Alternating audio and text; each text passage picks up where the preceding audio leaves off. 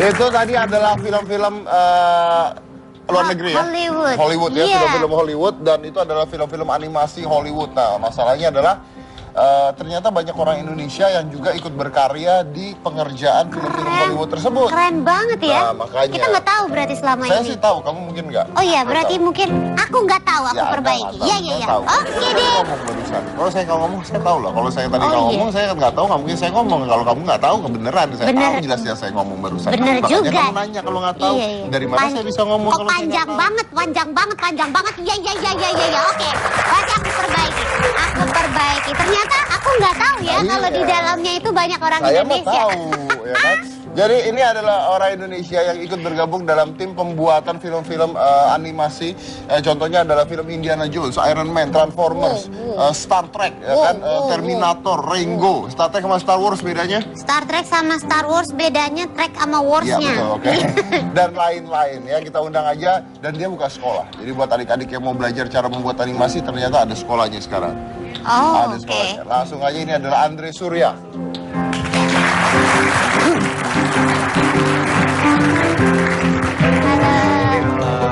Ketemu lagi. Apa kabar? Gue ketiga kali nih ketemu dia. Iya ya, waktu itu kan pernah kesini juga ya. Terus saya lihat dia seminar waktu itu. Dre, ini lu di sana tuh terlibat di bagian apa aja sih? Jadi gue tuh terlibat di bagian endingnya, jadi lighting compositing. Lighting compositing. Jadi kalau kerja digital artist itu kan spesialisasinya banyak. Jadi kalau mau ngomongin apa shortnya ya, itu yang bikin misalnya Transformers nih, yang bikin robotnya ada nih, or timnya nih, yang bikin robotnya doang, yang ngewarnain ada lagi nih. Betul. Ya, yang ngegerakin ada lagi. Lo yang rendernya apanya segala gitu, 3D-nya. Iya, jadi gue tuh yang nyatuin misalnya nih si Megan Fox sih lagi lari, terus ada si Optimus Prime lagi jatuh gitu kan di belakang dia gitu kan, banyak explosion gitu. Gue yang bikin gimana tuh robot supaya kelihatannya real gitu loh, nyatu, gak kayak tempelan gitu loh. Dan berarti apa cahayanya? Pencahayaannya ya, lighting compositing. Tapi lu juga bisa mengerjakan yang lain atau lu hanya khusus untuk itu doang? Yang lain bisa, cuman spesialisasi gue di situ. Itu belajar di mana? Itu belajar otodidak sebenarnya. Hah? Serius? 80% otodidak. Jadi gue dulu sempet di fan arts ya di Kanada, belajar film visual effect. Tapi portfolio waktu gue lamar di Lucasfilm itu portfolionya 100% otodidak. Nah, lu tuh kuliahnya apa berarti? Kuliahnya sempat di Untar setahun. Jurusan? Jurusan art design. Terus setelah itu? Design. Kuliah setahun, nggak lulus nih berarti ya? Nggak lulus. Iyalah setahun kan. Terus? Masa setahun lulus? Terus? Jadi setahun itu sebenarnya ditawarin kerja.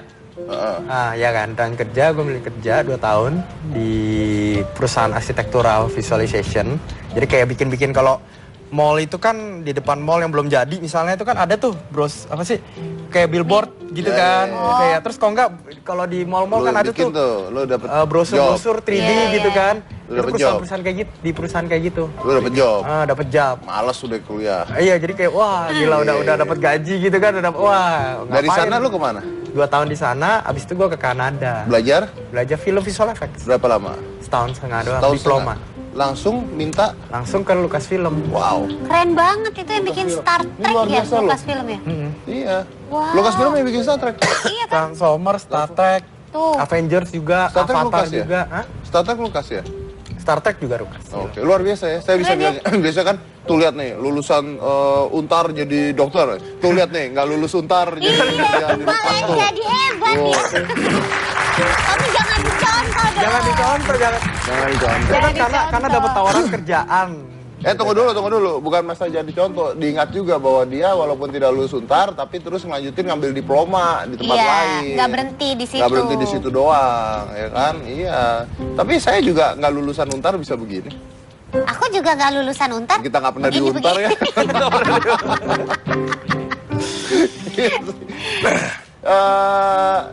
Akhirnya lu pindah ke Indonesia nih sekarang nih. Iya, balik sini. Ya, kenapa duitnya di situ dikit apa gimana tuh?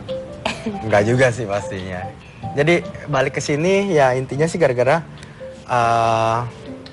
di Indo ini peluangnya banyak. Selain peluangnya banyak juga talentnya tuh banyak banget ternyata. Talentnya banyak banget. banyak banget orang Indo yang jago. Nggak, tapi maksudnya gini loh, lu kerja di Lukas, ngapain keluar gitu? Ngapain ke Indonesia? Iya. Kan Balik doesn't Indonesia. make sense. Kan buka studio sama sekolah. Tapi kan Studio animasi. Ya sama kenapa nggak di sekolah. situ aja Iya. kerja? Kalau buka studio di sana ya, masa kerja di sana Kerja terus? di Lukas itu. Siapa tahu kan Oh lu- karena sebenarnya ya itu kembali ke karakter kali ya. Gue gak bisa yang 9 to 5 tipenya. Oh, lu berhenti gitu? Hah? Mengajukan pemberhentian diri gitu? Pemerintahan diri. Oh ya? Terus habis itu mengundurkan diri dari sana, balik ke Indonesia, buka studio, buka sekolah. Karena gimana ya, bagi gue tuh hidup Nggak boleh stagnan ya? Mesti tujuannya tuh kalau kerja, sebenarnya kerja is fine ya, maksudnya mulia gitu ya kerja. Tapi kan kalau buka usaha ya, kita memperbesar Ya, it's sesuatu much better ya, betul. something yang lebih luas untuk masyarakat luas lah.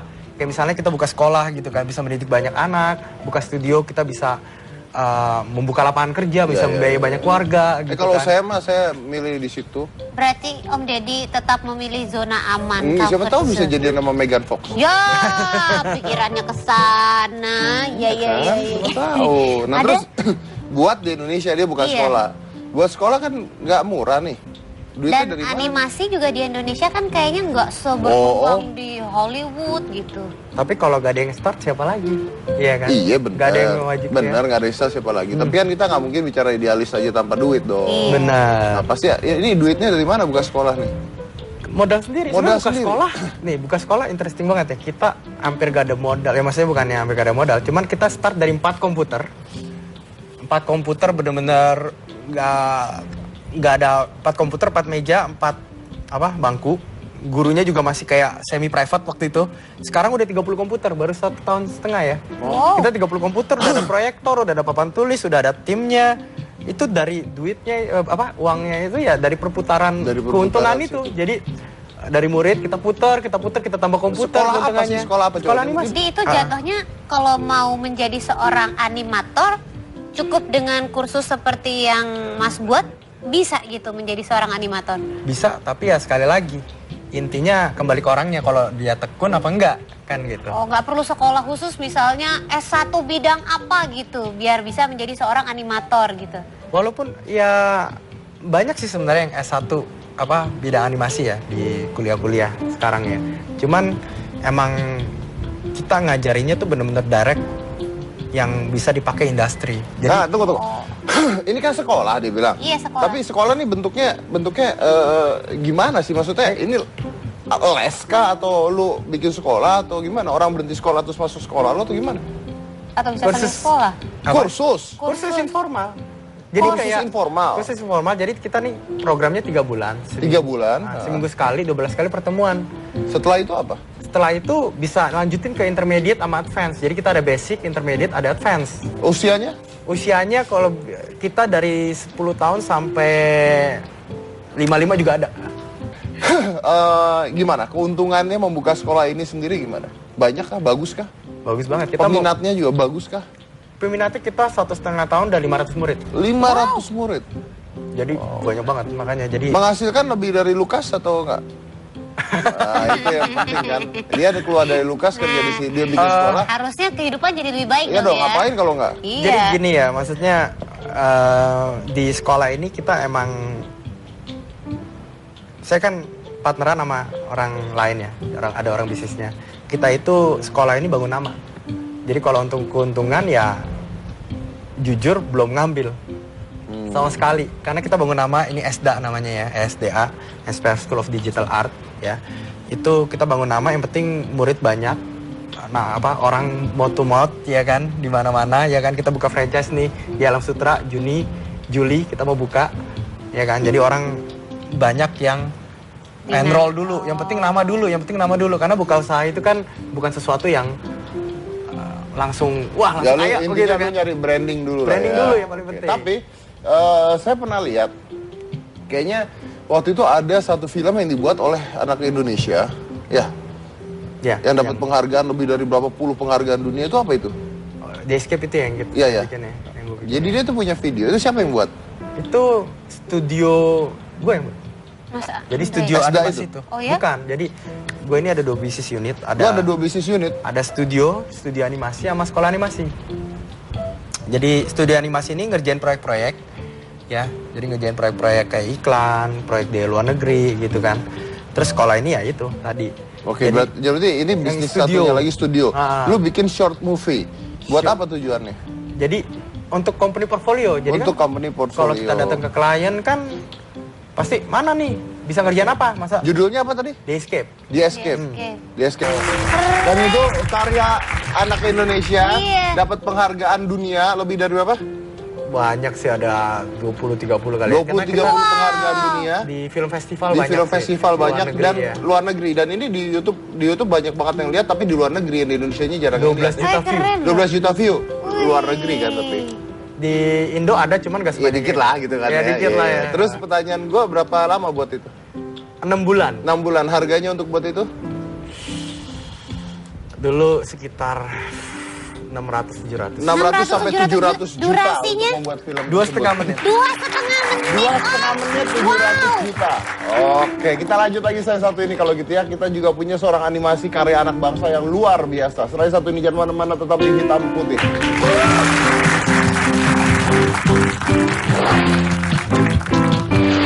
Kita udah nawarin tuh ke stasiun TV, bahkan kita tawarin, udahlah nggak usah dibeli, gratis saja tayang. Nggak ada yang mau. Gratis tayang? Gratis tayang.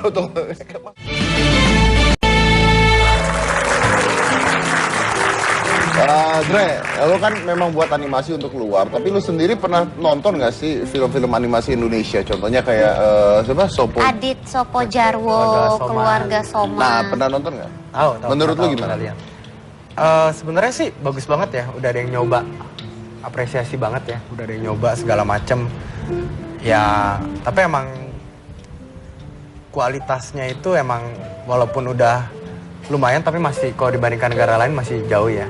Ya, kenapa ya kita kalah dibandingkan negara lain? Ya karena sih sebenarnya sih intinya mungkin ya karena lebih ke budget sih sebenarnya. Budget ya.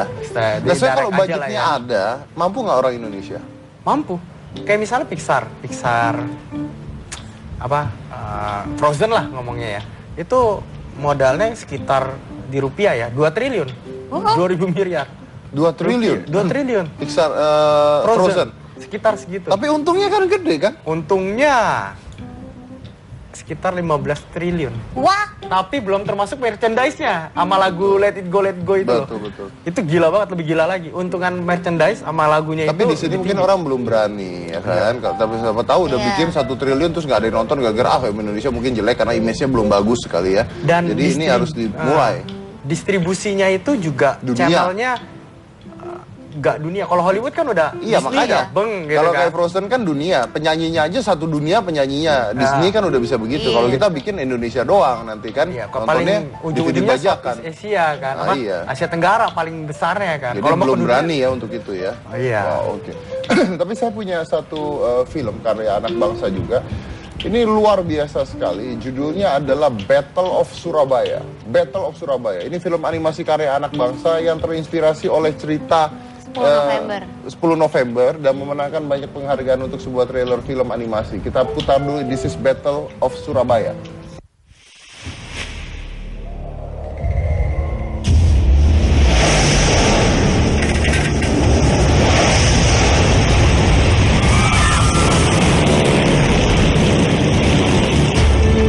Ketika para pemimpin Indonesia di Surabaya dihadapkan untuk pengambilan keputusan yang sulit, seorang bocah laki-laki tahu tentang keberanian, kehormatan, dan kemanusiaan. Dia membawa pesan perdamaian kepada para musuhnya, para pemimpin, dan rakyatnya. Tapi saya tidak berani. Hanya kamu, Musa. Saya percaya kamu. Kamu cuma anak kecil. Bocah kurir. Where is the code?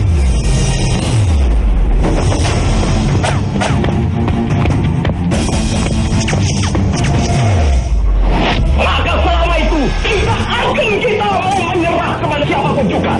Allahu Akbar, Allahu Akbar, Allahu Akbar. Merdeka!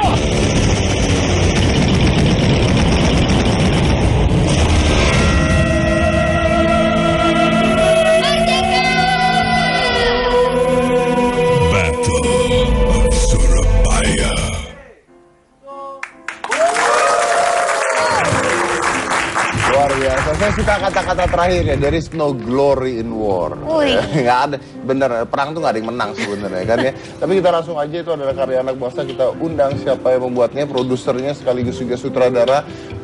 Ini adalah Arianto Yuniawan dan Roy, technical director film animasi Battle of Surabaya.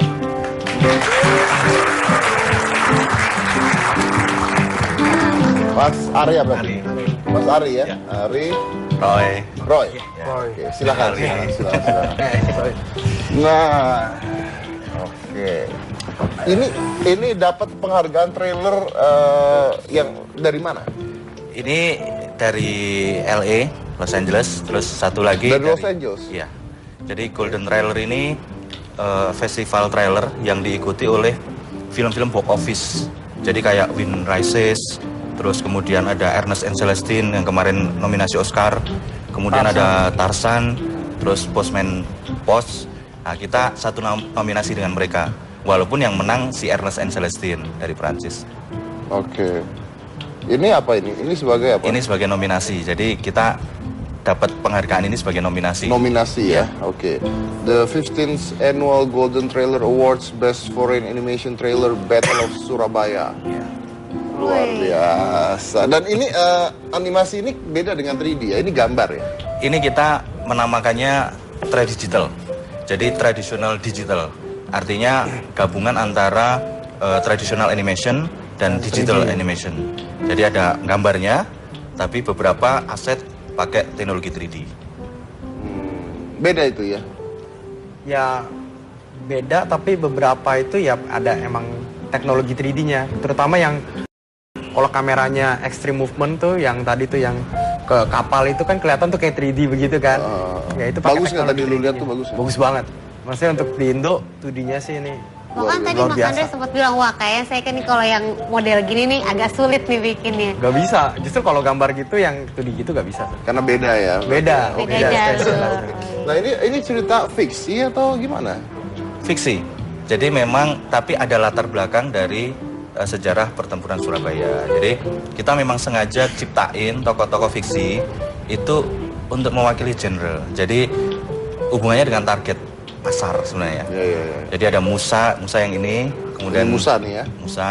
Ini siapa ini? Ini Yumna, tapi model chibi-nya kali ini. Model chibi yang kecil.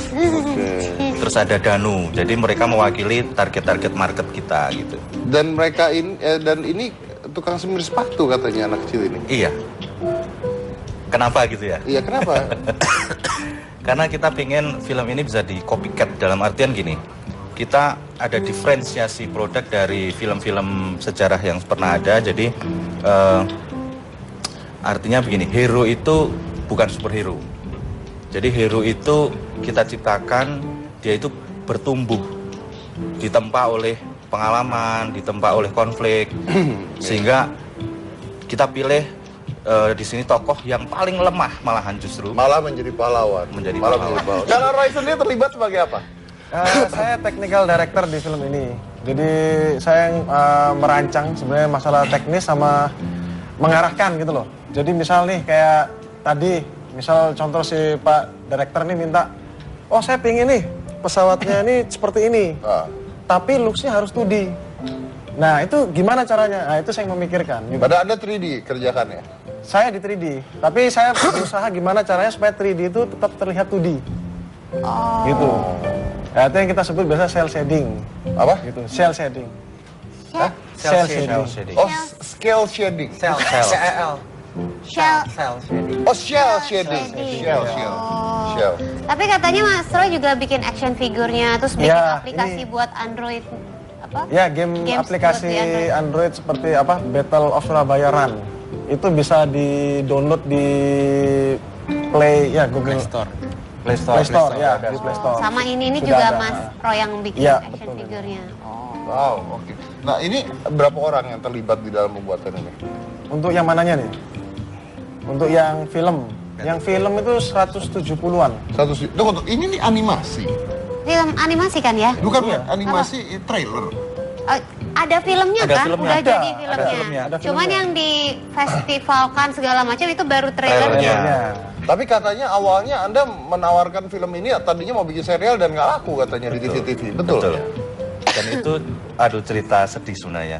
Coba cerita. Jadi gini, kita tuh sebenarnya berdiri di tahun 2002.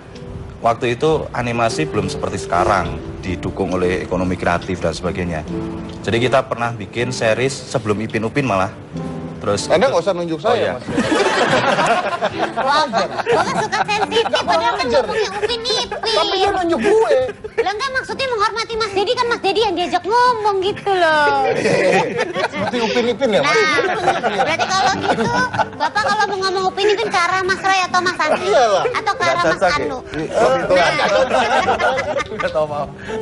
Oke, jadi terus. Jadi kita udah nawarin tuh ke stasiun TV, bahkan kita tawarin, udahlah nggak usah dibeli, gratis saja tayang. Nggak ada yang mau. Gratis tayang? Gratis tayang.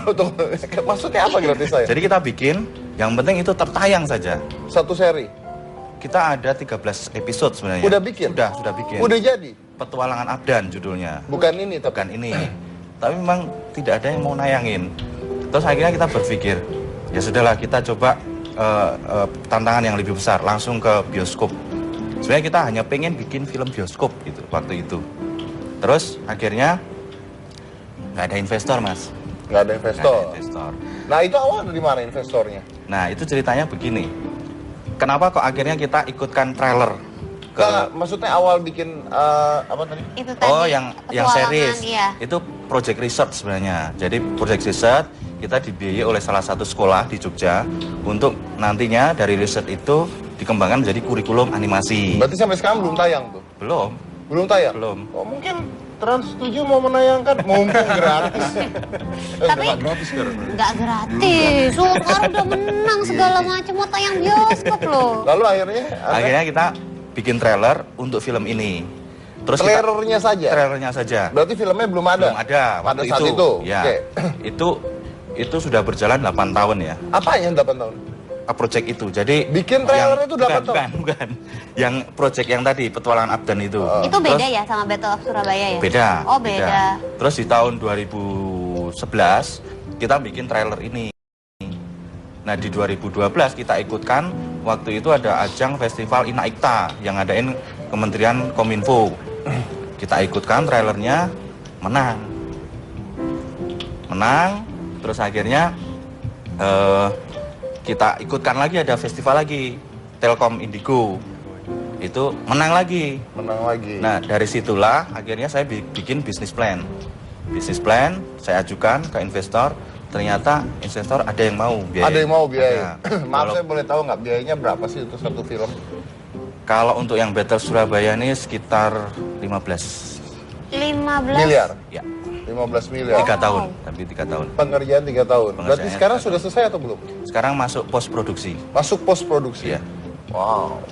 Dan katanya sempat dilirik oleh Walt Disney, betul? Betul. Jadi ceritanya begini. Jadi Walt Disney pernah datang ke studio kita. Kemudian ini siapa ini, Mickey-nya atau? Kan orangnya yang kerja orang beneran Pak, manusia. Masa Mickey Minnie? Berarti sama ini saya dibohongin. Kenapa gitu dibohongin? Walt Disney Mickey itu bukan. Itu kan tokohnya Pak. Tokoh di Walt Disney ada Mickey, ada Minnie, ada Daisy. Wah Bapak saya jadiin Donald juga nih. Terus namanya Mr. Sesha. Mr. Sesha ini perwakilan untuk Disney Asia Pasifik. Dia datang, dia bilang bahwa aku tidak akan datang ke sini kalau studiomu ini ada live-nya. Karena ada live shoot maksudnya. Karena studiomu hanya khusus animasi, makanya aku datang ke sini pengen lihat potensimu. Terus dia akhirnya kita ngobrol-ngobrol, di situ dia kasih support. Terus kita minta nih, bisa nggak ya Disney kalau film kita itu didistribusikan atau mungkin bahkan dibeli. Akhirnya dia ngasih beberapa opsi. Udah nanti kalau filmmu udah jadi, kasih lihat ke saya. Terus aku ada opsi. Disney itu kalau itu Disney movie, dia bisa beli putus atau hanya jadi distributor saja. Ada kategori satu lagi yaitu good movie. Nah kemungkinan kalau film kita memang tidak akan masuk ke model Disney movie karena pasti beda banget. Beda banget. Tapi mungkin bisa masuk ke kategori good movie seperti Wind Rises itu kan bukan Disney movie tapi good movie. Nah, kemungkinan bisa kalau memang nanti itu kategori good movie, dia mau distribusikan. Oke, jadi nanti kita coba. Dicoba kita ya, coba. Mudah-mudahan ya. Iya, iya. Baik, saya juga akan mengundang dubber yang sering mengisi film animasi Disney. Anyway, tadi setahu saya tadi ada Bapak Soekarno di filmnya. Itu suara Soekarno beneran. Bapak Soekarno, Iya. suara Soekarno beneran? Presiden Soekarno tadi. Iya. Itu suara Bapak Presiden Soekarno beneran. Di mana? Tadi di film Battle of Surabaya. Ya, Serius suaranya Pak Soekarno? Oh, jadiin mini loh. Sama suaranya Muhammad Hatta ya? Bung Tomo. Bung Tomo, maaf Bung Tomo. Suaranya Bung Tomo itu suara Bung Tomo beneran. Oh gitu? Iya, Bung Tomo diminta jadi dubber. Iya. Ya itu aku bingung kan, Bapak Soekarno sama Bung Tomo kan udah nggak ada Pak. Bener ya suaranya? Itu beneran asli. Tuh kan beneran. Nanti tanyanya kenapa kan? Nanti tanyanya setelah satu ini, jangan mana-mana, tetap di Hitam Putih.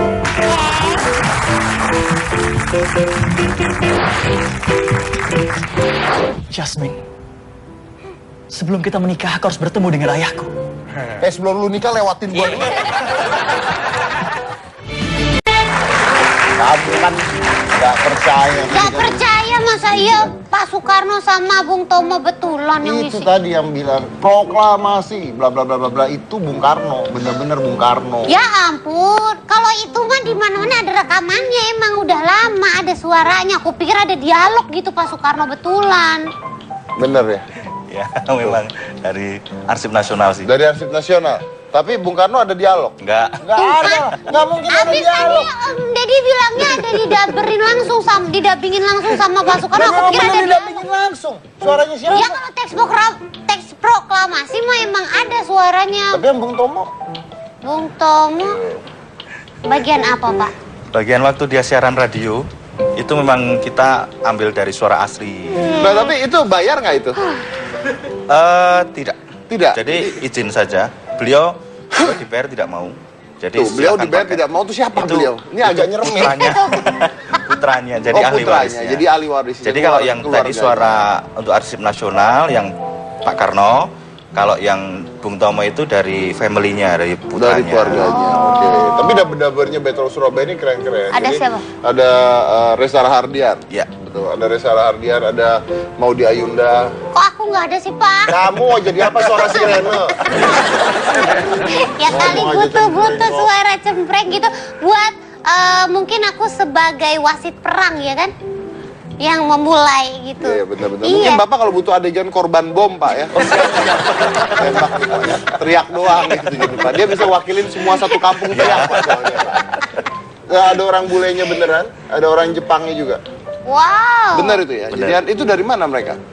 Mereka daftar, jadi kita bikin audisi terbuka dari fanpage gitu, kasih info, kita butuh dubber natif nih, dari Belanda, dari Inggris, dari Jepang yang asli. Karena kita pengen film kita itu betul-betul natural gitu. Kayak gitu. Kayak apa sih Om? Pengen tahu deh. Apa? Coba kita lihat. Ada. Buktinya kita ada dubbernya, silakan. Ayo Musa. Mas Danu, aku lebih dulu di sini. Kamu cari tempat yang lain. Mas Danu tidak boleh bohong. Mata Mas Danu bohong. Aku terlatih untuk itu, Mas. Tapi politikus-politikus busuk di istana, di gedung-gedung megah, mementingkan perutnya sendiri. Harga-harga terus naik, rakyat menderita, rakyat yang jadi korban. Watashi Kyoko desu. Sir, あなたはムサさんですよね。 who really did start it? 私清子です。 No! Go away! ムサさん、どうしたんですか？ Tapi kita undang aja ini adalah dubber pemeran utama ya. Jadi Reza Rahardian itu bukan pemeran utamanya ya? Pemeran pendamping. Pendamping, tapi dubber pemeran utamanya ini Novi Burhan, betul ya? Ian namanya. Ian. Oh iya, Ian Saibani iya. ini pemeran utamanya. Terus Novi Burhannya itu adalah dubber dan voice directornya. Betul. Betul ya? Betul. Ya udah undang. Silakan. Ian Saibani dan Novi Burhan. Halo. Jadi Ian yang mengisi Musa ya? Musa. Yes, betul. Berarti jadi anak kecil dong? Jadi umur 14 tahun, 13 tahun, 14 tahun. Coba suaranya. Coba gimana? Suaranya waktu itu ada suatu kalimat yang aku tidak bisa untuk mengantar surat ini. Aku hanya anak kecil 14 tahun. Kayak gitu-gitu. Wah. Merdeka! Kayak gitu. Ih, baru sekali Om. Perasaan selama ini waktu di Hitam Putih, kalau yang jadi pengisi suara anak cowok, anak kecil tuh pasti cewek. Biasanya gitu. Iya. Biasanya Ini gitu. sekarang akhirnya cowok betulan ya. Amin, insya Allah. Tapi dia juga ngisi gambar Aladin di Indonesia ya. Iya, Aladin Indonesia. Aladin, Pimen, Naruto ya. Yes, betul. Coba. Coba. Apa tuh? Aladin. Aladin monyetnya. Bukan. Dia ngisi Aladinnya. Aladinnya. Tapi Aladin tuh ada dua versi. Ada yang tahun 94, ada juga yang baru beberapa tahun ini 2000. Anda yang ngisi tahun berapa? Yang baru-baru ini. Ya, coba Aladin. Iya, oke. Jasmine. Aku harus bertemu dengan ayahku. Mirip. Matanya ke aku jadi aku Jasmine, matanya nonton. Maaf, diulang boleh? Biar saya aja panggil Jasmine. Kurang enak. Saya lihat di sini aja. Ya Allah. Jasmine. Sebelum kita menikah, aku harus bertemu dengan ayahku. Sebelum lu nikah lewatin gua. Kurang ajar gua dari kemarin aja nggak dapet. Iya. Aku mau jawab, ayo. Kamu tuh ya murah kok. Kalau Pimen. Kalau Pimen itu sekarang Pimen mau nikahin dia, ayo. Saya kasih kalau Pimen. Jadi Pimen itu saya dubbing sebelum suara saya beger gitu. Jadi waktu itu kan masih SD, kelas 3 SD. Naruto deh. Sampai SMP. Oh, Naruto itu saya jadi Kakashi sama nggak tahu juga kan. Nggak tahu. Ya udah, pokoknya itu saya jadi ada dua tokoh di situ, Kakashi sama Sasuke. Jadi Coba. kayak kalau Naruto tuh lebih banyak reaksi, lebih ya, terima ini. Gitu. Daripada dialognya lebih banyak reaksi. Coba.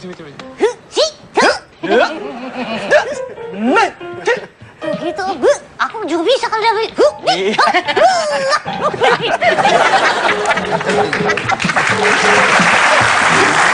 Aku takut penuh deh celana aku kalau harus sih gitu.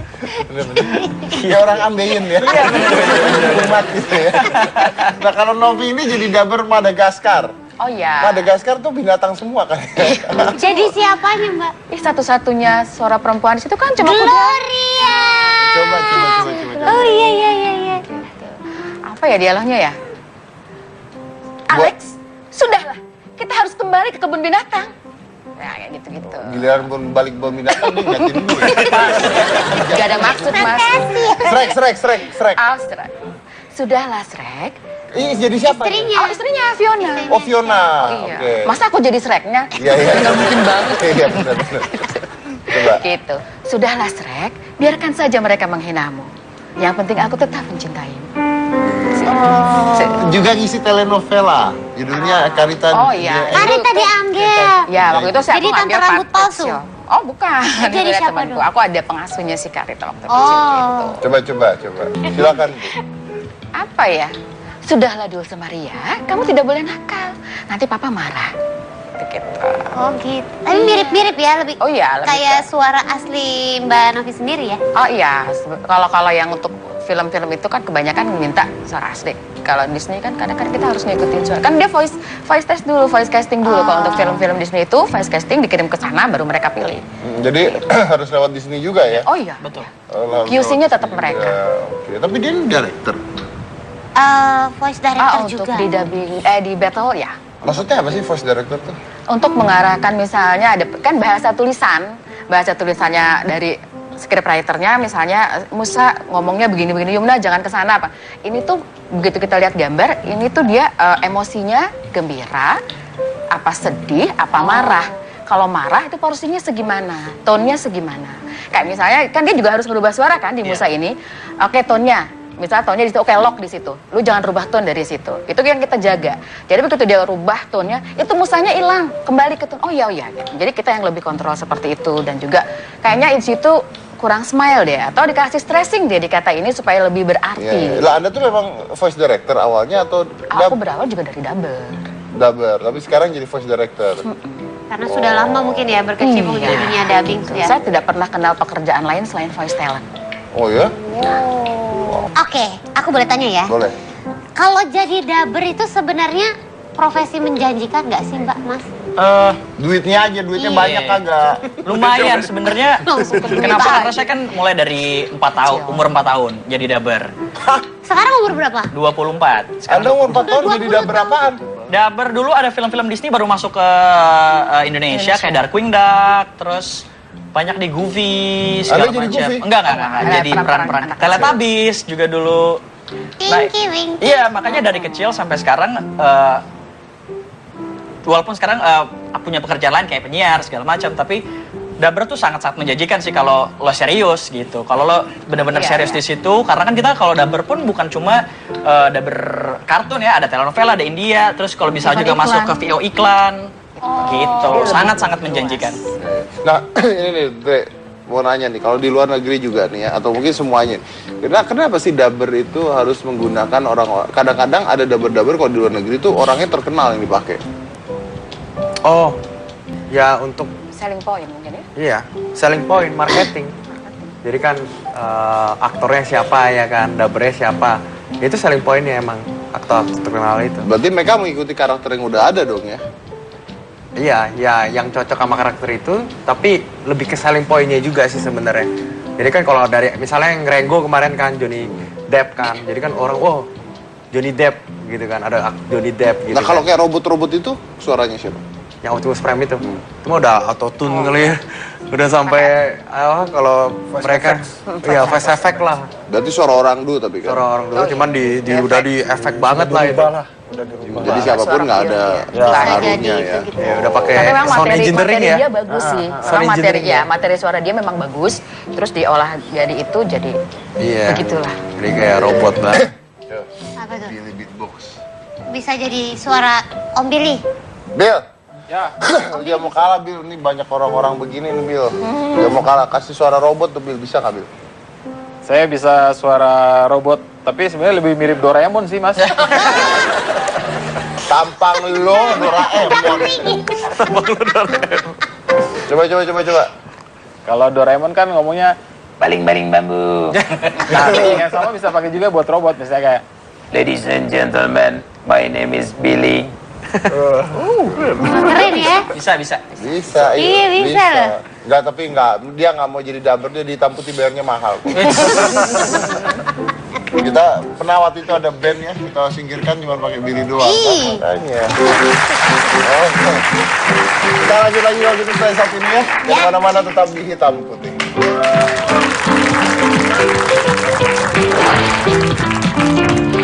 Ya udah, berarti Malin Kundang setelah dikutuk jadi batu menemukan seseorang yang bisa merubah dia lagi jadi... Salah, setelah jadi batu, dijuallah batu itu menjadi batu.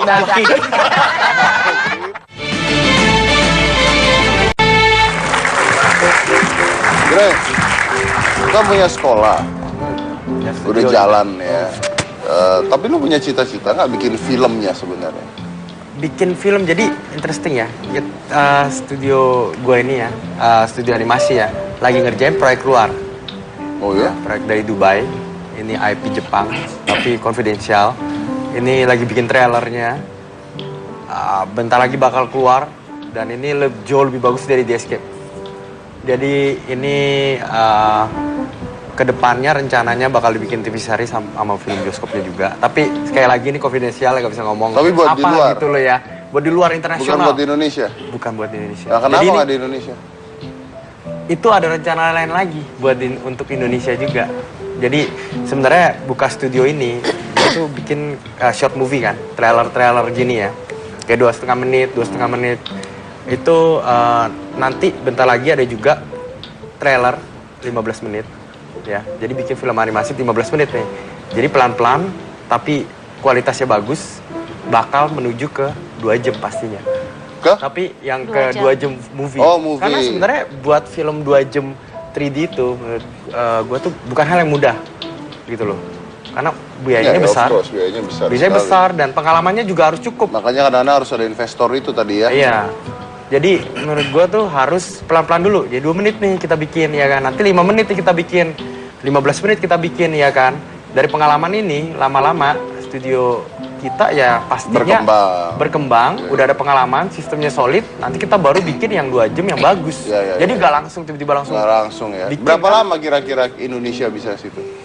Studio kita sih punya impian sekitar 5 tahun dari sekarang kita udah 5 tahun dari sekarang udah bisa. Kalau tim dari Battle Surabaya katanya ada 1 film lagi sebenarnya. Ada. Jadi sebenarnya project ini sebelum Battle Surabaya malah project 3D sebenarnya. Cuma karena pipeline-nya 3D lebih panjang. Jadi sehingga riset and development-nya juga lebih panjang, pengerjaannya juga lebih rumit. Ya banyak teknologi-teknologi yang mungkin di Indo sendiri belum bisa ngejar seperti di Weta, di ILM, seperti studio besar di luar. Jadi akhirnya gimana dong? Ya kita tetap dikerjakan. Tetap dikerjakan, tapi kita meriset, kita mulai datangkan mesin baru, kita riset dari programmingnya sendiri, kita buat software sendiri gitu. Jadi kita coba membangun sistem itu, framework itu. Oh, it takes a long time then? Oh tentu. Kapan ini mau keluar?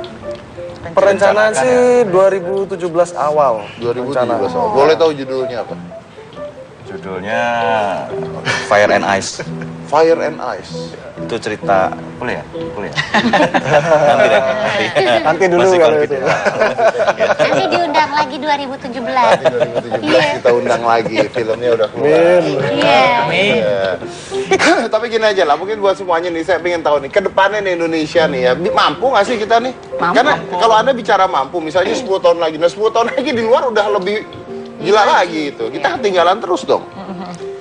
Tapi kayaknya sih kita mampu kalau dari segi dabernya gitu Mas Dedi ya. Kenapa kita sangat senang ada animator-animator yang atau sinias-sinias animasi yang dari Indonesia? Karena mereka lebih mengapresiasi kita as a dubber, as an actor.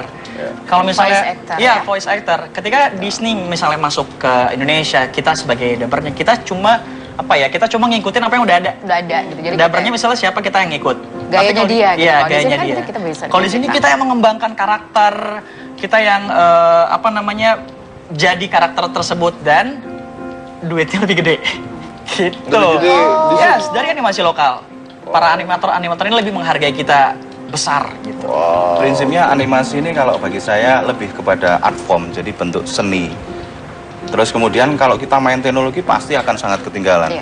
Tapi kekuatan kita adalah di culture, budaya. Jadi kita bikin animasi yang mungkin berbasis budaya Indonesia sendiri kan, budayanya bagus. Saya kira tidak akan kalah dengan yang lain. Nggak akan kalah dengan yang lain ya. Kan banyak cerita-cerita Indonesia kan yang luar biasa gitu, siapa tahu bisa diangkat gitu kan. Kayak Cinderella aja bisa berkali-kali dibuat. Kenapa kayak misalnya, iya kan? Kenapa kita kan ada Malin Kundang, kenapa gitu nggak dicoba diangkat di Bawang merah, bawang putih. Bawang merah, bawang putih. Beda, maaf. Oh gitu ya? Beda. Malin Kundang. Nggak, beda. Bawang putih. Saya dari dulu mengatakan beda. Kenapa tuh? Karena kalau film luar negeri, film fairy tale luar negeri, itu ceritanya adalah wanita mencari mimpi, mendapatkan pasangan hidup. Happily ever after. Film Indonesia, legenda, itu ceritanya anak dikutuk semua. Iya juga sih. Satu jadi batu, satu. Nah. Oh iya. Salah nembak bapaknya, kan gitu. Ya kan itu unik. Ya kan, keunikan dari Indonesia. Iya, berarti kita tuh banyak anak durhaka sih. Ini ceritanya tentang anak durhaka semua di Indonesia. Contoh seperti di Disney sendiri kan, Pinocchio itu ceritanya juga aslinya bentuk ya. Makanya hidungnya tapi sama dia dibuat sedemikian rupa supaya cerita itu jadi menarik buat anak-anak dan anak-anak tidak takut gitu loh. Ya udah, berarti Malin Kundang setelah dikutuk jadi batu menemukan seseorang yang bisa merubah dia lagi jadi. Salah, setelah jadi batu dijuallah batu itu menjadi batu akik. Gitu. Jadi keluarlah batu akik Malin Kundang. Mahal banget. Aduh, tapi ini sebelum closing ada dari Battle Surabaya mau memberi sesuatu katanya buat Om Deddy dan Hitam Putih. Iya. Ya, kita salah satu fans untuk acara Hitam Putih. Terima kasih. Ini ada Yumna, ada Musa, ada Mas Deddy. Ada saya ini di sini. Ada saya. Nanti Om Deddy jadi apa ya di sini? Kayak Profesor Xavier. Terima kasih tim Hitam Putih dari Battle of Surabaya. Oke, terima kasih banyak. Terima kasih banyak.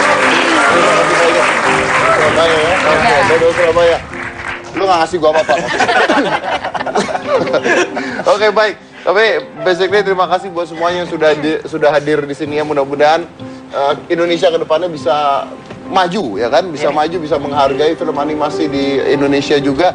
Dan ini adalah basicnya, kalau saya lihat semuanya base-nya adalah creativity ya, kreativitas, dan Anda mengerjakan ini dengan senang sebenarnya. Betul. Sangat. Ya kan, karena ini Anda nggak seperti kerja loh, ini Anda mengerjakannya dengan senang, hobi kan, dan kreativitas yang menjadi hobi. Saya tutup saja dengan kata-katanya Albert Einstein. Albert Einstein pernah mengatakan, creativity is intelligence having fun.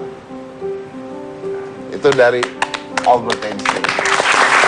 Jadi kalau bisa ditagina inilah hitam putih.